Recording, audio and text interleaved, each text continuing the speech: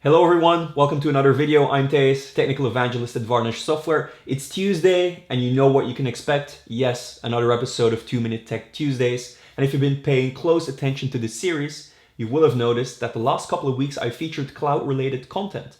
And this week will be no different. 2 weeks ago, I talked about the principles and the basic concepts of running Varnish in the cloud. Last week, I showed you how to run it on AWS. And this week, I am going to show you how to run Varnish in the cloud on Microsoft Azure. So without any further ado, 2 minutes on the timer, I'm going to explain you how to do it. The installation procedure starts in the Microsoft Azure portal. We already have a web server virtual machine which we want to cache, but we need Varnish for that. So we click Create and add a new virtual machine. We have to give it a name, so in this case we're selecting Varnish, and we need to choose a location. Germany, West Central is fine. But we're not going to use the Ubuntu server image. Instead, we're going to the marketplace and we'll be selecting Varnish Enterprise. We have the option between an Ubuntu system and a Red Hat system. I'm going to pick Ubuntu this time around. In the next step, we need to choose the size of the machine. I'm going with the standard one, which gives me 2 VPUs and 8 gigabytes of RAM. In terms of authentication, we're going to use SSH keys. We'll be generating a new key pair. The username will be Azure User, and the name of the key will be Varnish Key. For the next steps that involve disks, networking, management settings, and other advanced settings, we can use the default values. However, for tags, we will specify a name tag, name it Varnish, to identify the virtual machine in the list of servers. And finally, it's a matter of reviewing all parameters, creating the server, and downloading the private key to access the server via SSH. Once the creation of the server is finished, we can go to the server details page, copy the public IP address, and paste it in our browser to see the landing page of Varnish. This contains a link to a detailed instruction guide.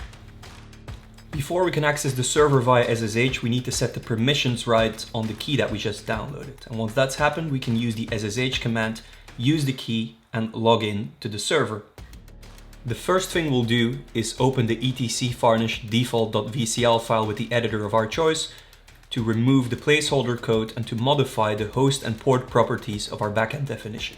We'll use the IP address and the port number of our web server so that Varnish knows where to proxy to. And then it's a matter of editing a couple of runtime parameters to upgrade the size of the cache from 256 megabytes to 2 gigabytes. And we finalize this by calling systemctl restart Varnish to restart the Varnish service. And when we refresh our browser, instead of the landing page, we get the actual content coming from the web server. That was 2 minutes of Microsoft Azure and how to run Varnish on the platform. Remember, by selecting our Varnish Enterprise image from the marketplace, 90% of the work is done. The remaining 10% is the VCL part, and I went over it quite quickly, I must admit. I just changed the host and the port of the backend and removed one of the placeholder lines to make it work, but in reality, you'll spend a lot more time there tailoring it to your exact needs so that the things that need to get cached end up in cache. However, if you're looking for inspiration, why not go to our developer portal where we have tons of tutorials and also VCL examples. So go to www.varnish-software.com/developers and you'll find it there. We have a sample VCL that works for most websites, and if you're looking for specialized templates for, let's say, WordPress, Drupal, and Magento, we have them there as well. Thank you for watching. See you next week.